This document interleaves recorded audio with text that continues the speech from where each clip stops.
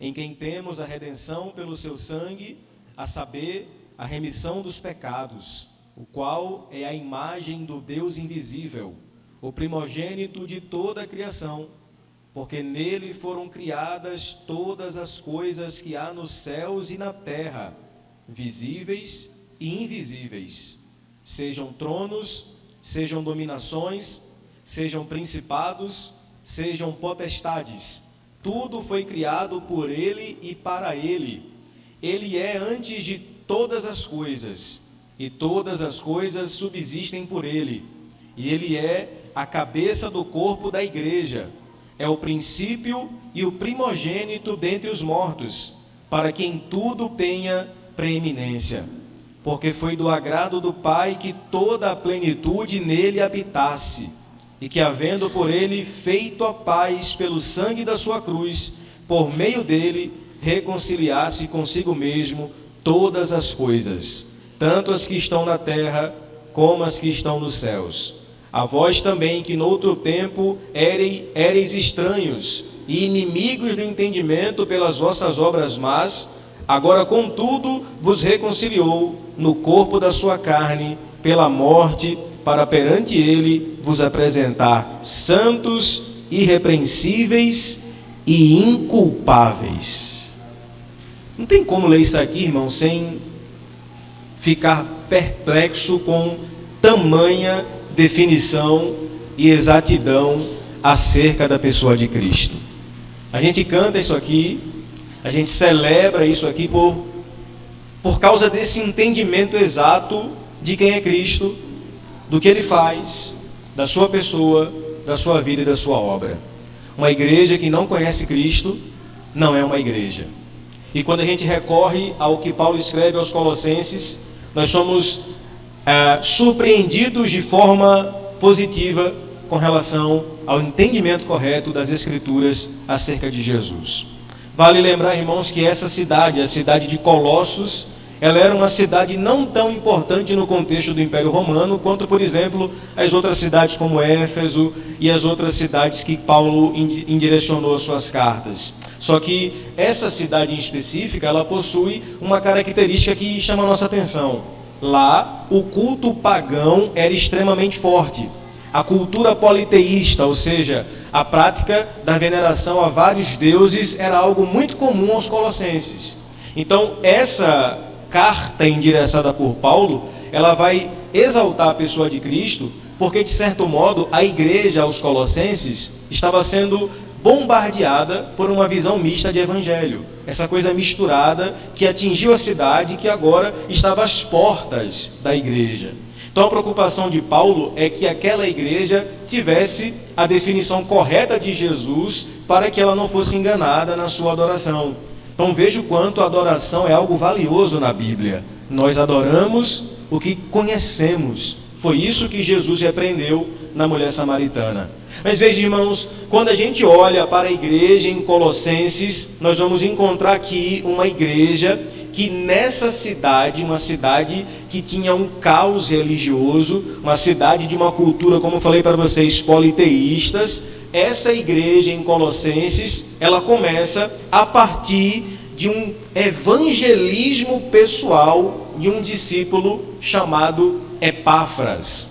Se você ler depois, a partir do versículo 4, Paulo vai dizer que essa igreja foi plantada a partir da pregação de um homem, um discípulo simples, nem tão muito conhecido, por nome de Epáfras. E isso nos chama muito a atenção, meus amados irmãos, porque Epáfras pregou em uma cultura, como eu falei para vocês, hostil e politeísta, e o resultado é que o evangelho frutificou na cidade de Colossos, a ponto de hoje nós estarmos aqui falando sobre essa carta.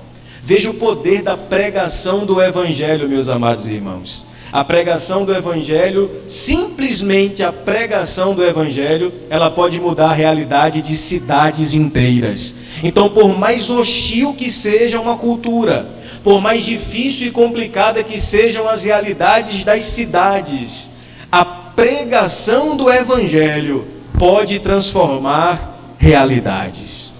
Meus amados irmãos, o que a gente fez ontem, indo para a cidade, indo para a comunidade, abraçando a proposta de Cristo e levando o Evangelho para essas pessoas, é simplesmente uma possibilidade de redenção cultural. Eu gosto, por exemplo, de uma expressão de Timothy Keller, que ele vai dizer que pastorear a cidade é lidar com uma cultura hostil. Nós vivenciamos em um tempo em que as pessoas se levantam contra o Evangelho, sejam com filosofias, sejam com pensamentos, ensinamentos, seja com ataque às famílias. Mas ainda assim, irmãos, quando a gente olha para Epáfras, o nosso sentimento é de encorajamento, o qual é que não existe nenhum tipo de impossibilidade diante da pregação do Evangelho. Pregar o Evangelho na cidade é a nossa missão. Por mais difícil que seja a nossa realidade, Deus nos chamou para pregar. E sabe, irmãos, a gente fica por vezes tentando mudar a realidade da cidade por outros caminhos. Por vezes até a gente confia mais na política do que no próprio Evangelho. E sabe, irmãos, quando Deus mandou Jonas ir para a cidade e pregar para Nínive, Deus não levantou um rei, Deus não levantou um político, Deus disse para Jonas: pregue a palavra. Irmãos, a nossa missão é a mesma, é pregarmos a palavra. Aquela igreja tinha tudo para dar errado, porque a cidade era pagã, mas Deus levanta um discípulo para pregar a palavra. A minha oração, irmãos, é que o Deus que tem plantado uma igreja no seu coração possa te usar para pregar o Evangelho, para que ele seja plantado também em outras pessoas. Pastor, em resumo, como é que dá para definir a igreja em Colossos na seguinte expressão: Deus é suficientemente bom para que o seu Evangelho alcance pessoas através da pregação do Evangelho.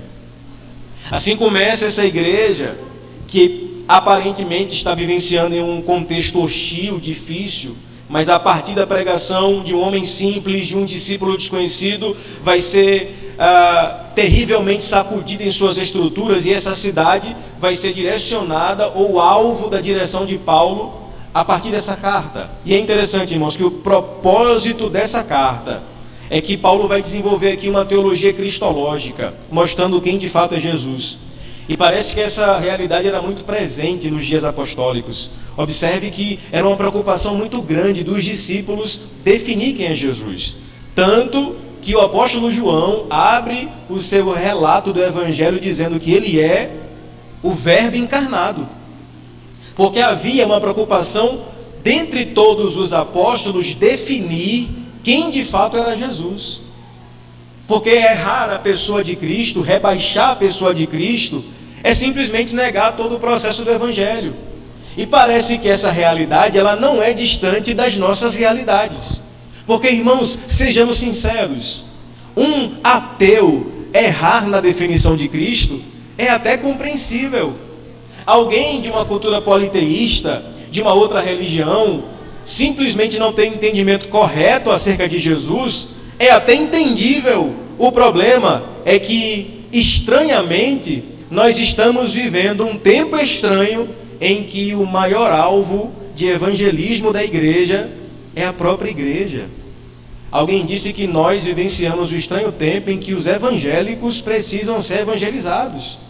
Porque a tradução de muitos cultos por aí se resume em antropocentrismo, se resume em outras definições de fé que não a pessoa de Jesus. E uma fé, irmãos, que não tem Jesus no centro, não é a fé cristã.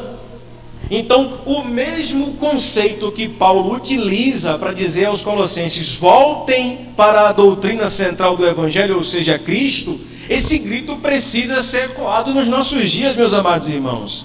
Uma vez que sutilmente nós temos trocado a suficiência de Cristo por outras filosofias atraentes e perigosas. Nós estamos vivendo o tempo em que os homens têm trocado a dura verdade pela suave mentira. E esse tempo estranho tira Cristo do centro, e é por isso que nós, irmãos, escute bem isso aqui, nós precisamos ter o conhecimento correto de quem de fato é Jesus. Para muita gente, Jesus é um gênio da lâmpada que aparece e abençoa e faz o seu pedido que ele tanto deseja. Para outros, Jesus é mais um amiguinho adolescente que ele desenvolveu uma relação no quarto e que fica por ali mesmo. E as nossas concepções equivocadas de Jesus, elas precisam ser alteradas por uma visão lógica, e Paulo vai trabalhar isso aqui, dizendo que ele é a imagem do Deus invisível. Ele é Senhor sobre toda a criação. Irmãos, o meu Jesus não é varão de branco coisa nenhuma. O meu Jesus, ele é Senhor sobre todas as coisas. Nós reduzimos Cristo por vezes a lógicas simplistas, a conceitos humanistas, e olhamos para esse trecho da Bíblia e encontramos um Jesus que é Senhor sobre tudo e sobre todas as coisas. A minha oração, irmãos, é que hoje você tenha um entendimento claro de quem de fato é o Jesus que a igreja adora. Veja, irmãos, Paulo vai sistematizar essa carta como ele sempre fazia, com oração, saudações e agradecimento. O texto vai dizer que Paulo vai iniciar a carta dizendo: Paulo e Timóteo, escravos aos santos que estão em Colossos. Eu sempre fico impressionado com essa saudação de Paulo. Foi a mesma coisa aos Efésios, a mesma coisa aos Filipenses e agora aqui aos Colossenses. O que é que Paulo vai dizer? Paulo e Timóteo, escravos de Cristo aos santos que estão em Colossenses. Talvez se fosse hoje, a saudação seria o contrário. Eu, pastorzão, apóstolo, homem de Deus, reverendo, o santarrão, a vocês aí de Colossos aí, que são uns crentes perrapados aí, graça e paz. Né? Paulo não, Paulo se coloca na posição correta. Eu sou escravo, vocês são santos. Isso é considerar o outro superior a si. Paulo e Timóteo, aos santos que estão em Colossos, graça e paz. Irmãos, graça e paz não é só um cumprimento, graça e paz é um conceito. A principal palavra do Novo Testamento é graça, termo grego charis, favor. A principal palavra do Antigo Testamento é paz, shalom, completude. Quando você fala graça e paz, você está unindo os dois mundos, o Antigo e o Novo Testamento em um só, e dizendo: Jesus é o Deus da graça, é o Deus da paz, que une gregos e judeus. Judeus e gregos nunca se deram bem. Aí vem a Bíblia no Novo Testamento e fala: a partir de hoje a palavra de saudação é o pensamento grego e o conceito judaico, graça e paz. Isso é, ele une em um só aqueles que são diferentes. Essa é a beleza da fé, irmãos. É que na nossa pluralidade e diversidade revela a nossa unidade. Então o que é que nos une? Graça e paz. Graça e paz a vocês que estão em Colossenses. Paulo faz uma oração, e a oração de Paulo, ela é interessante, porque ele vai dizer que os irmãos em Colossenses, a partir do versículo 9, sejam cheios do Espírito Santo, do conhecimento da verdade de Deus, que vivam de maneira digna do Evangelho de Jesus.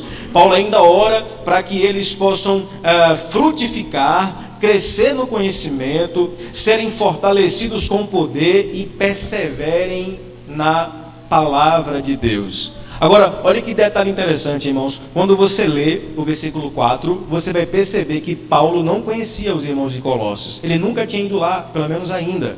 Ele não os conhecia, mas olha que interessante. No versículo 4 dessa carta, o apóstolo Paulo vai dizer o seguinte: porquanto ouvimos da vossa fé em Cristo Jesus e do amor que tendes para com todos os santos. Olha que interessante, provavelmente até então Paulo não conhecia os irmãos de Colossenses, os colossenses, mas Paulo diz que ouviu falar de quê? Da fé deles. Irmãos, é interessante que, note, Paulo diz que ouviu falar da fé deles, e a gente parece que é algo contraditório aqui, porque fé não é algo que a gente vê, é algo interior. Mas o que Paulo está dizendo é que a verdadeira fé, ela é traduzida por ações práticas. Então Paulo ouviu falar da fé deles, por quê? Porque eles conseguiram traduzir na prática aquilo que eles sentiam através da fé. Então veja, irmãos, que interessante. A fé prática, ela traduz em obras, e o resultado é o quê? O amor. Porque veja o que Paulo disse: muito ouvi falar acerca de vocês, ou acerca da vossa fé e do amor que tendes para com os santos. Então veja, quando é que eu revelo a minha fé? quando eu demonstro amor uns para com os outros. Se não, irmãos, vai a nossa fé. Você pode ter a maior fé do mundo, mas se aqui você não amar o seu irmão, não adianta nada. Então, quando é que eu mostro que tenho fé? É quando a minha linguagem é o amor. É quando eu olho para o meu irmão com um olhar de graça, de amor e de misericórdia. A partir daí, irmãos, o apóstolo Paulo vai começar então a definição acerca de Cristo. E no versículo 13, que a gente acabou de ler, Paulo vai dizer de forma bem categórica sobre essa capacidade de Jesus em nos resgatar. E olha a linguagem que Paulo se utiliza. O qual, Jesus, nos tirou do império das trevas e nos transportou para o reino do Filho do seu amor. Olha que interessante, irmãos. Paulo está utilizando aqui uma linguagem bem peculiar dos seus dias. Império e reino. Paulo diz que quando nós estávamos escravizados no pecado, nós éramos participantes de um império. Mas agora, alcançados pelo Evangelho, nós participamos de um reino de amor. O que é que Paulo está dizendo? Que tanto o império quanto o reino são duas ordens de domínio. Ou seja, alguma coisa domina o nosso coração. Seja o pecado ou o senhorio de Cristo. Mas alguma coisa nos domina. A pergunta a ser feita essa noite é: o que é que tem dominado o nosso coração? O que é que nos domina? Será que é o império do pecado ou será que é o reino de amor de Jesus? Veja que Paulo se utiliza dessas duas palavras porque elas eram muito comuns no contexto do Império Romano e do reinado do próprio Cristo. E é interessante que, veja, o império é um domínio forçado. Quando um imperador reinava, um povo subjugava o outro, era levantado o imperador. E é interessante, irmãos, que todo império, ele não era estabelecido de forma fluida, mas sempre com imposição. E no império existe um imperador. E no império das trevas, o nosso imperador era o nosso eu, que obedecíamos à vontade da nossa carne, que cumpríamos o desejo do nosso pecado. E todo imperador, irmãos, ou todo império, ele se baseia em satisfazer completamente a vontade do seu imperador. E essa era a nossa situação no império das trevas. Nós estávamos escravizados por nossos próprios pecados e delitos, e de lá nós não queríamos sair. Mas vem o apóstolo Paulo e fala que desse império Jesus nos transportou. Olha que sinal maravilhoso da graça. Ele nos viu em nosso pecado, em nossos delitos, e sabendo que nós não teríamos forças para sair de lá, a ideia do texto é que ele nos retirou com força, com mão forte, daquele império tenebroso das trevas e nos transportou, nos resgatou, nos libertou para um reino da sua maravilhosa luz. Irmãos, isso aqui é o poder da graça de Deus. Porque se não fosse essa mão forte que nos resgata, certamente ainda hoje nós estávamos servindo ao império das trevas. Então Paulo traz essa figura de linguagem para nos mostrar o quão maravilhosa é a graça de Deus, que é por nós, através de nós e muitas das vezes apesar de nós.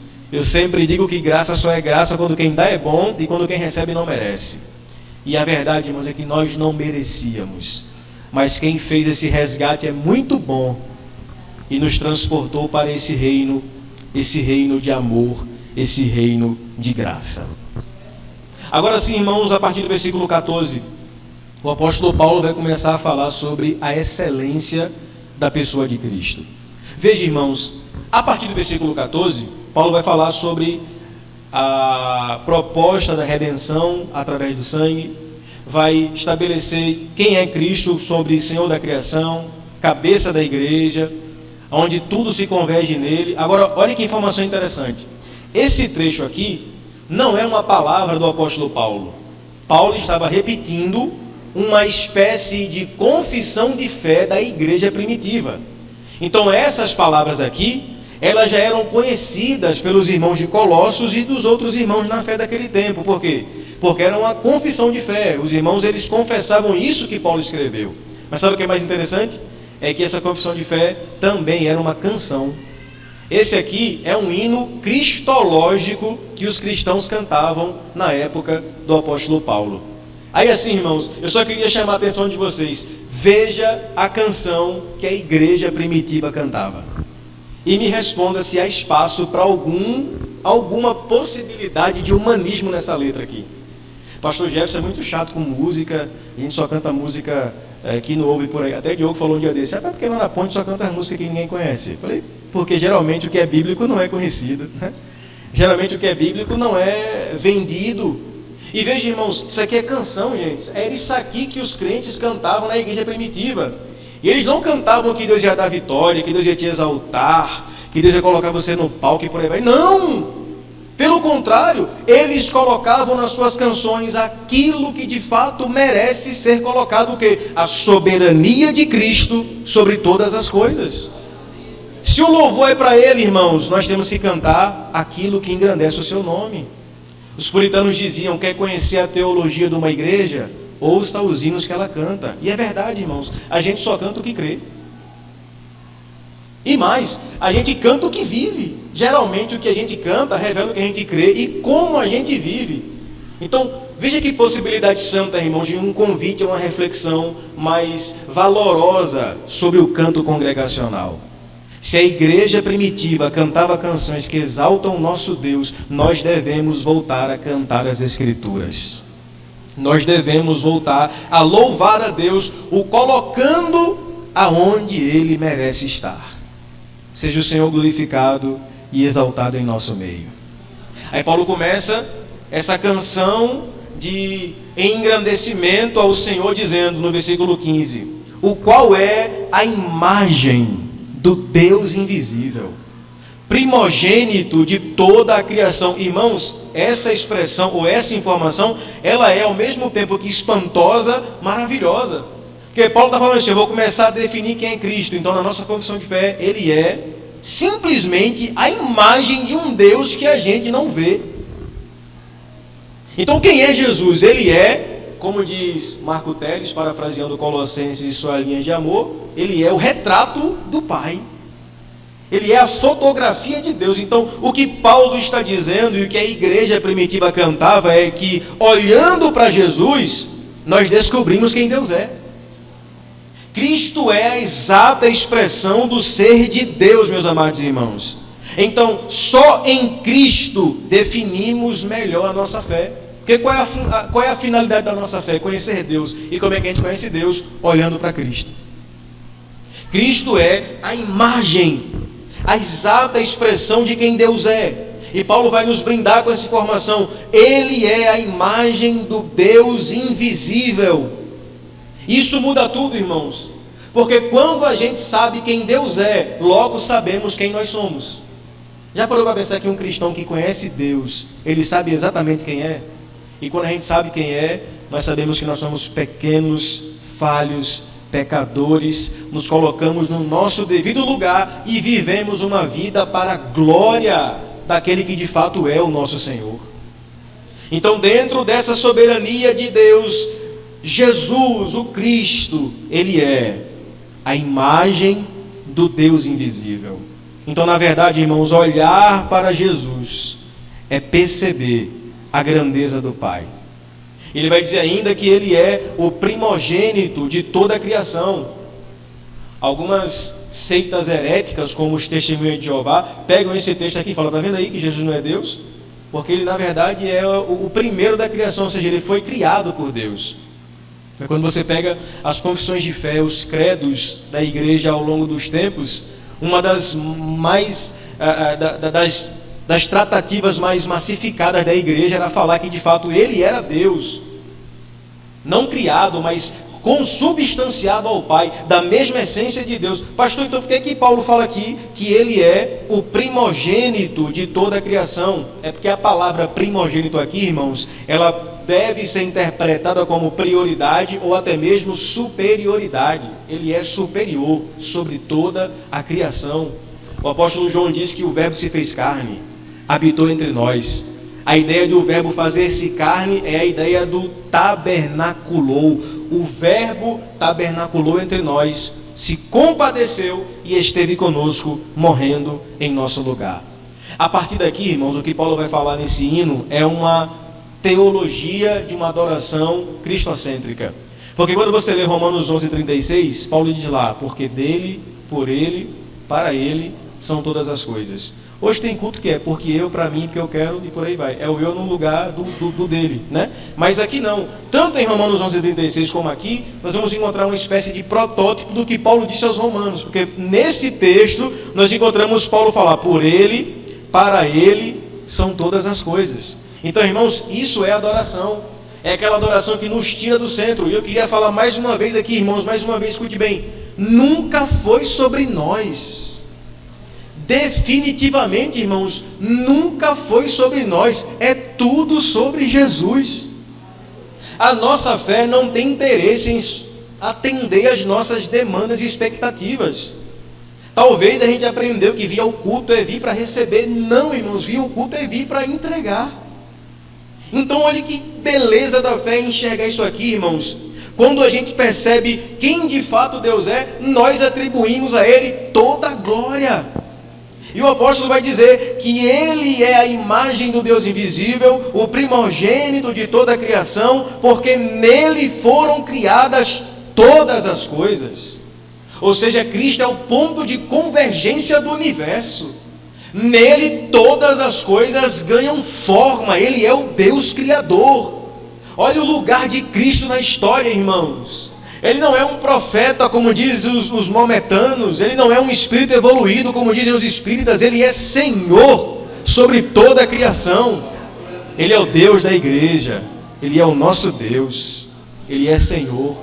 E a Ele seja adoração. Veja, irmãos, quando a gente percebe essa grandeza de Cristo, a gente repete uma frase de um teólogo holandês chamado Abraham Kuyper. E Abraham Kuyper ficou famoso, dentre outras coisas, por ser um pastor que era liberal. Olha que interessante, o cara era liberal, veio do seminário liberal. O que é liberal? É aquele pastor que relativiza a Bíblia, para ele todo mundo vai para o céu, não tem inferno. E ele foi para uma igreja no interior, e a igreja era uma igreja calvinista, irmãos bem humildes que oravam. E quando ele chegou lá, desviado, digamos assim, a igreja começou a orar para o pastor se converter. Olha que interessante. Porque ele era bem, né, que ele não cria na Bíblia, não acreditava na suficiência das Escrituras, para ele, né? Aí a igreja começou a orar para o pastor se converter. Aí ele se converte, vira crente, já pastor. Que coisa. E aí ele vai escrever um certo artigo, e uma das frases dele que ficou muito conhecidas é a frase que diz o seguinte, é o que ele falou: não há 1 centímetro quadrado em todo o domínio da nossa existência humana sobre qual Cristo, que é soberano, não diga, é meu. Eu vou até repetir, irmão, porque é muita informação. Mas preste bem atenção. O apóstolo Paulo disse que Jesus é o Senhor sobre toda a criação. Ele não é Senhor sobre a igreja, irmãos, Ele é Senhor sobre tudo. Por que é que você encontra o conceito de graça comum no mundo aí fora? Pessoas que nunca professaram a fé, mas que produzem arte que glorificam a Deus. Ou você nunca assistiu um filme que Deus falou com você no filme? Claro que já. Ou você nunca ouviu uma canção que Chico Buarque ou sei lá quem cantou, que não é nem crente, você falou, nossa, essa música aí foi para mim. Por quê? Porque Abraham Kuyper, traduzindo o que Paulo disse, ele vai dizer que não há 1 centímetro quadrado em todo o domínio dessa nossa existência humana sobre qual Cristo, que é soberano de todos, não diga é meu, é tudo dele, para ele, sobre todas as coisas, irmãos. Isso é o nosso Deus, irmãos. A gente compartimentizou Cristo às nossas lacunas eclesiásticas. Não, ele é Senhor aqui na igreja, ele é Senhor sobre a música gospel, ele é Senhor sobre tudo, irmãos. Não há nada no universo que Cristo diga é meu. Pastor, e o que é que isso muda na minha vida? Isso muda tudo, irmãos. Porque se não há 1 centímetro quadrado no universo que não seja de Cristo, então há sentido no universo. E se há sentido no universo, em cada pequeno detalhe Jesus está. E se isso não muda a sua vida, irmãos, eu não sei o que mais muda. Se isso não muda a sua percepção de mundo, eu não sei o que mais pode mudar. Deus, Jesus está em cada pequeno detalhe da nossa existência. Então, um assento de ônibus que você senta do lado de alguém, há um propósito naquilo ali. Um cumprimento ao irmão no culto despretensioso, existe um propósito específico naquilo, porque Jesus é Senhor sobre todas as coisas e é Senhor sobre toda a criação. Aí o apóstolo vai dizer que essa confissão de fé da igreja vai dizer que nele foram criadas todas as coisas. Aí ele vai mencionar que as coisas são essas: as coisas que estão nos céus e na terra.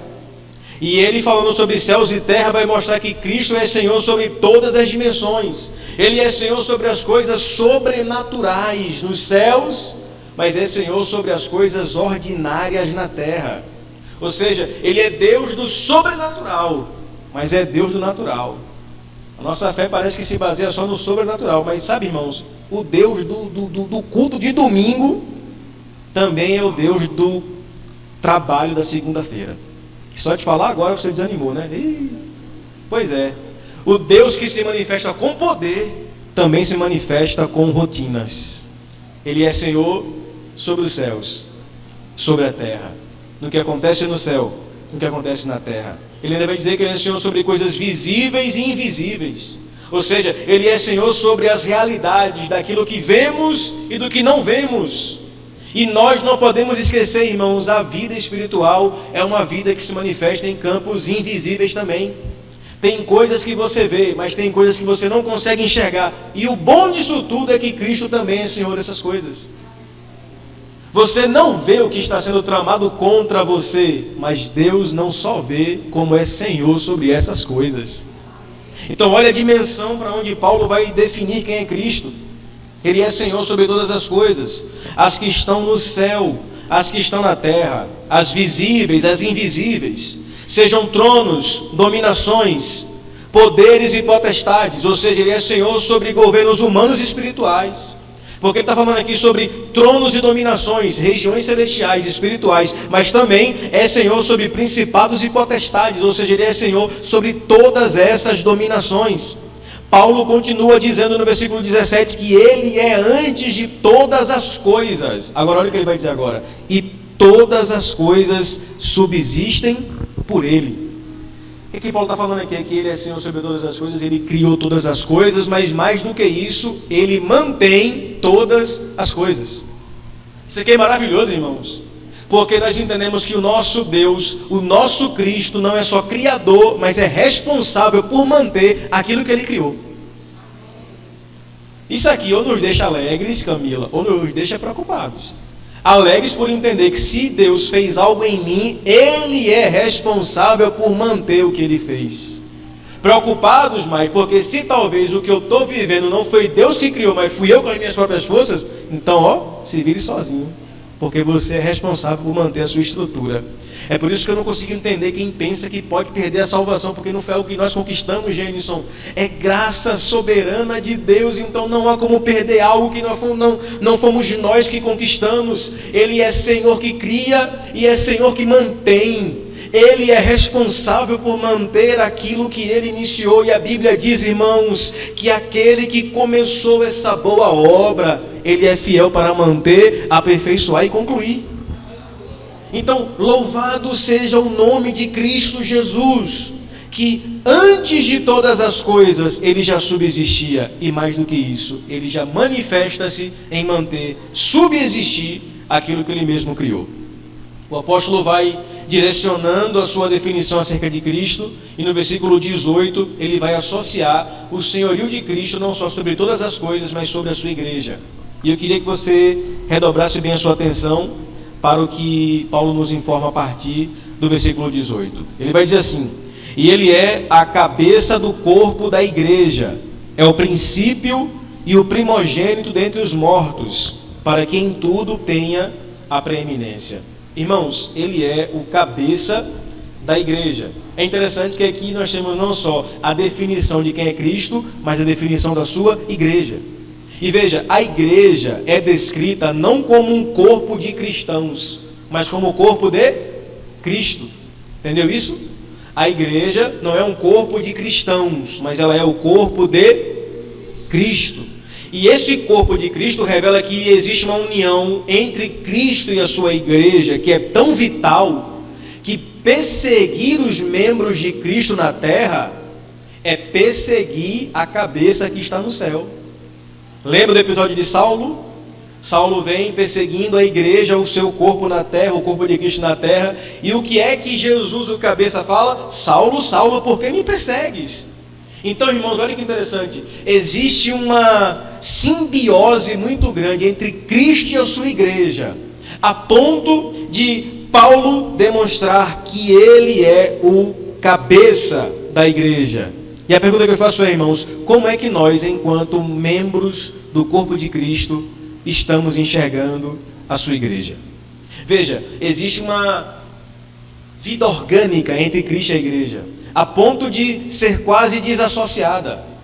Cristo tem um compromisso com a sua igreja. E nós, enquanto corpo de Cristo, será que temos o mesmo compromisso com essa igreja? O que é que Paulo está falando aqui, irmãos?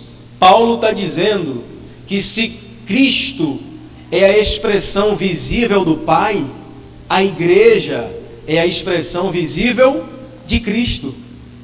Entendeu isso?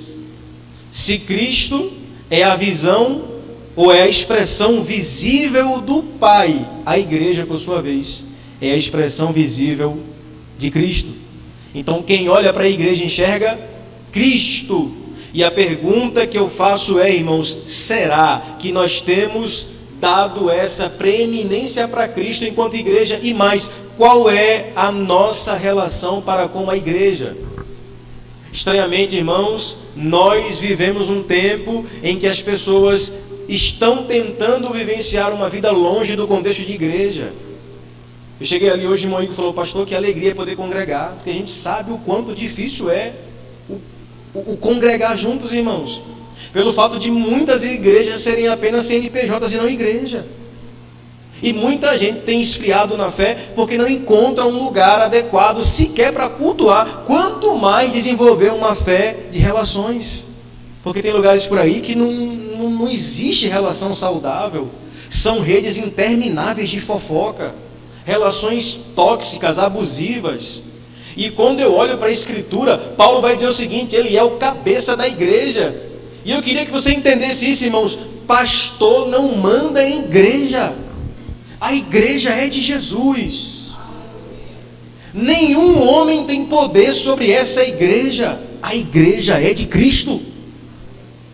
E se a igreja é de Cristo, e se Cristo tem uma relação intrínseca com essa igreja, qual tem sido o nosso compromisso com a mesma, irmãos? Por vezes a gente aprendeu que existem níveis de prioridade. Eu até concordo. Primeiro, Deus. Segundo, família. Terceiro, a igreja. Quarto, trabalho. Quinto, confiança. Brincadeira. E a gente coloca em compartimentos as prioridades. E por mais, irmãos, que eu entenda que sim, Deus é a nossa prioridade, não dá para desassociar a figura de Deus, ou a pessoa de Deus, à figura da sua igreja. Então, qual tem sido o nosso nível de comprometimento para com a igreja, irmãos? Deixa eu falar uma coisa para você. No Estado Islâmico, ou no mundo xiita islâmico, para identificar quem é cristão, no mundo árabe, eles utilizam duas formas. A primeira eles identificam quem é cristão porque cristãos se reúnem. Olha que interessante. A fé cristã é uma fé que exige reunião. Então, o movimento de igreja online, só online, não é fé. A fé cristã é uma fé de reunião. Então, eles identificam que a fé cristã não é individual, ela é coletiva. Então, um cristão se reúne. Então, todo movimento de reunião, eles já ficam logo ligados, porque pode ser cristão para perseguir. E a segunda forma é que eles procuram vestígios de Bíblia na casa dos cristãos. Se encontrar Bíblia lá, eles sabem que você é cristão. Se encontrar Bíblia no seu celular, ou qualquer pesquisa que você fez acerca da Bíblia, você vai ser preso, quem sabe até morto, porque você é cristão.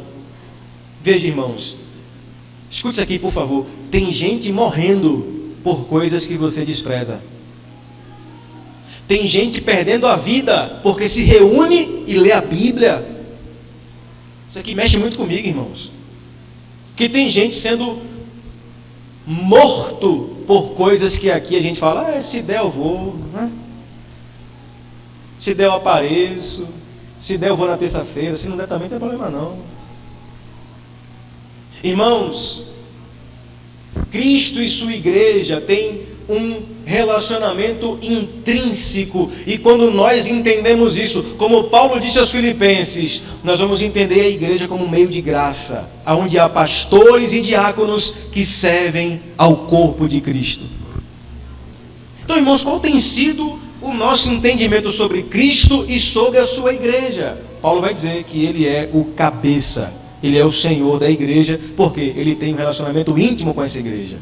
A figura que nós vemos no Apocalipse é de um Cristo que anda sobre os castiçais de ouro. E castiçais ali, irmãos, representam o quê? A igreja.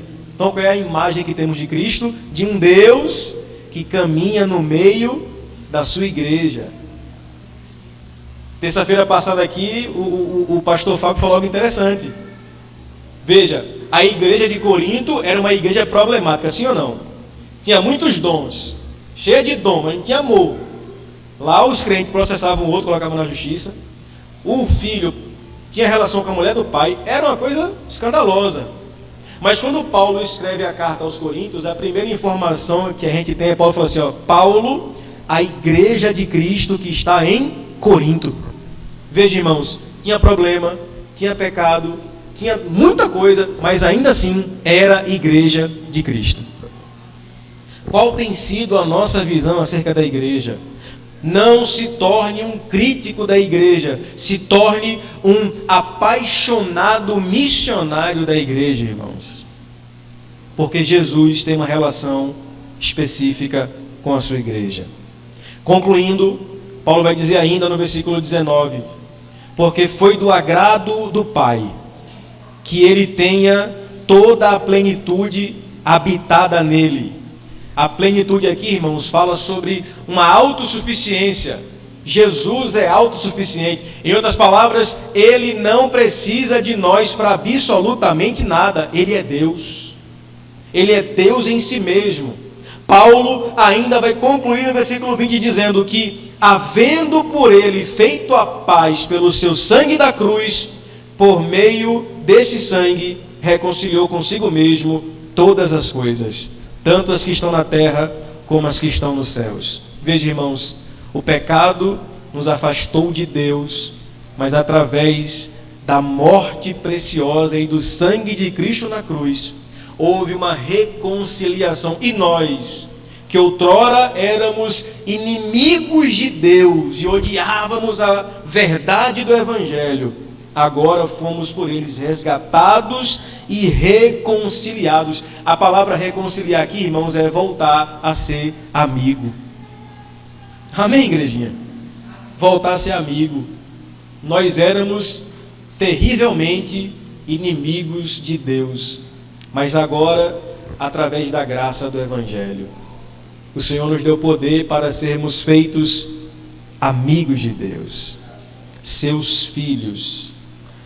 Concluindo no versículo 21, a vós também que no outro tempo éreis estranhos, inimigos de entendimento pelas vossas obras, mas agora contudo vos reconciliou no corpo da sua carne pela morte, para perante ele vos apresentar santos, irrepreensíveis e inculpáveis. Olha que lógica de Paulo, irmãos. Olha que interessante. Paulo fala assim: ele é a imagem do Deus invisível, Senhor sobre toda a criação, nele foram criadas todas as coisas, nele está a plenitude, ele é o cabeça da igreja. E aí, o que é que isso significa? E a aplicação, pessoal, é essa aqui. Ele é isso tudo para quê? Para que você seja o que Paulo vai dizer aqui, para que você seja perante ele santo e irrepreensível. Qual é a lógica aqui? É que se Jesus é tudo isso que Paulo falou, você no mínimo tem que ser isso aqui que ele está falando agora: santo e irrepreensível. Se você coroa Cristo na sua vida como Senhor, como o Deus que representa a imagem de um Deus invisível, então, e agora? A aplicação é: vá e faça isso aqui. Agora, olhe o jogo de palavras que Paulo fala. Ele vai dizer assim, perante ele vai dizer, perante Ele, fala de uma relação pessoal com Deus. Só que olha a palavra seguinte: vos apresenteis. Ele fala assim, ó, vocês têm que desenvolver uma fé, uma santidade progressiva, que seja, em certa medida, íntima com Deus. Para quê? Para que a partir daí, você apresente. E aí, irmãos, eu pergunto a você, a apresentação, ela é particular ou pública? Ela é pública. Você não se apresenta para você mesmo, você se apresenta para alguém. Então, o que é que Paulo está dizendo?